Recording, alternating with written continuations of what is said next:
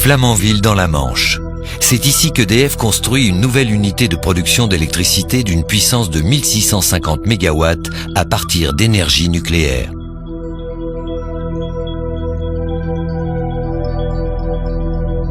Cette nouvelle unité est de type EPR. Le réacteur à eau sous pression européen est le résultat de toute l'expérience française et allemande accumulée sur les centrales actuelles en termes de sûreté, de production d'électricité et de techniques de construction.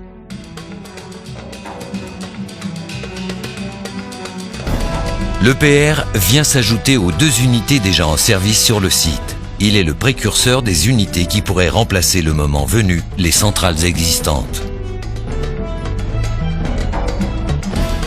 Son nom, Flamanville 3. Entrons dans le détail de la construction.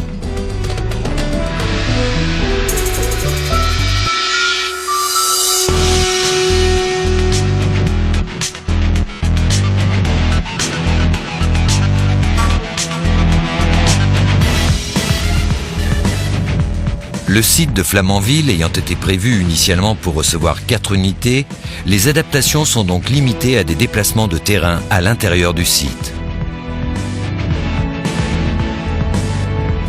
Le chantier dure environ 6 ans.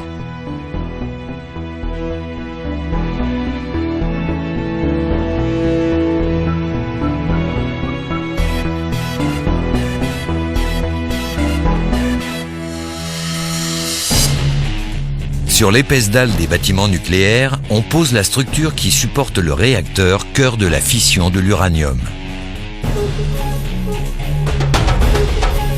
Il est entouré par plusieurs structures en béton et en acier, dont le récupérateur de combustible fondu, destiné à contenir et refroidir le combustible en cas d'accident.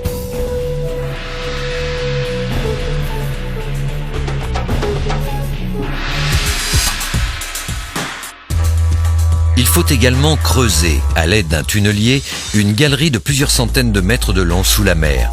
Elle sert à restituer l'eau utilisée pour refroidir les circuits.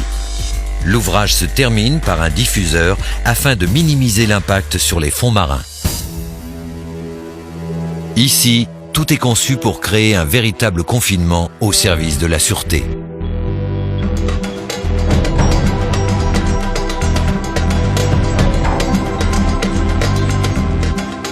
Quatre bâtiments indépendants qui regroupent 4 circuits identiques assurent la sauvegarde de l'installation.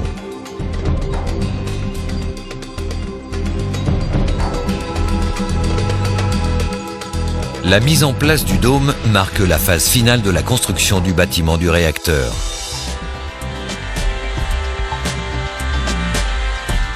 Après plus de 3 ans de chantier, les structures de béton et d'acier sont prêtes à recevoir les premiers équipements.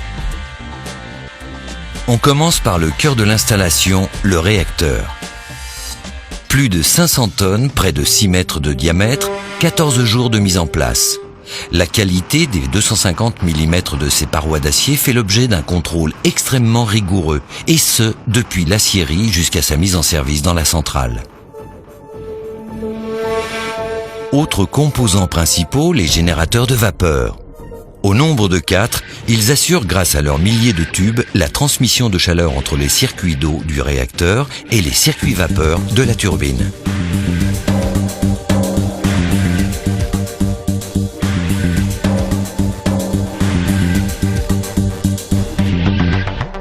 Le groupe turbo-alternateur tourne à 1500 tours minute. Il transforme en électricité l'énergie de la vapeur.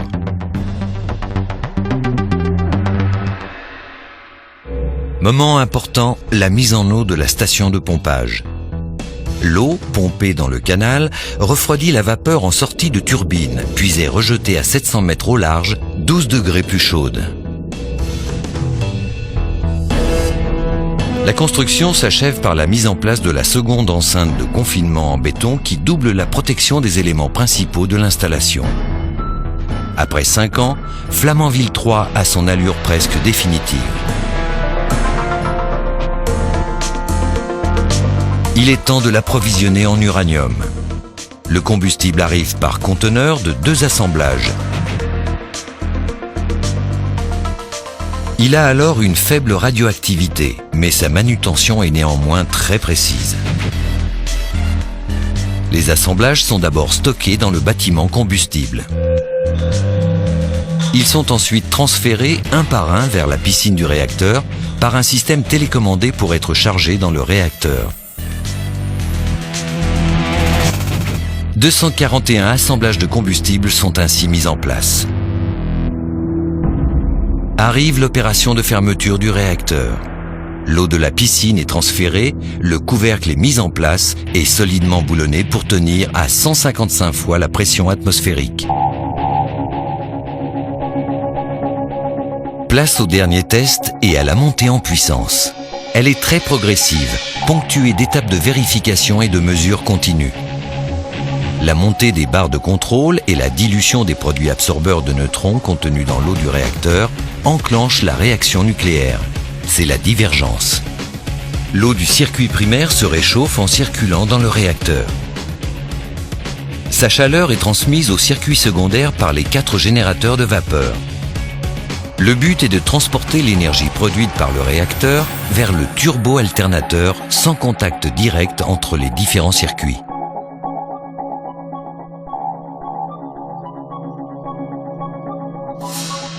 L'énergie de la vapeur est d'abord utilisée pour mettre la turbine en rotation. À 1500 tours minute, on peut synchroniser l'alternateur au réseau, c'est le couplage. Encore quelques semaines d'essai et Flamanville 3 sera déclaré bon pour le service et produira ses 1650 MW pendant 60 ans. Flamanville 3 permettra également aux techniciens d'EDF de maintenir les compétences d'architecte industriel de ces centrales en acquérant l'expérience d'exploitation nécessaire. Avec cette nouvelle génération de centrales, un nouveau pas est franchi en termes d'optimisation de l'impact sur l'environnement, de sûreté et de performance. La nouvelle unité de Flamanville 3 produira l'électricité nécessaire à une région d'environ 1 500 000 habitants dans la continuité de la mission des centrales actuelles. Flamanville 3 s'intègre dans la stratégie à long terme d'EDF, cohérente avec les choix énergétiques de la France, pour assurer à tous ses clients la fourniture d'électricité.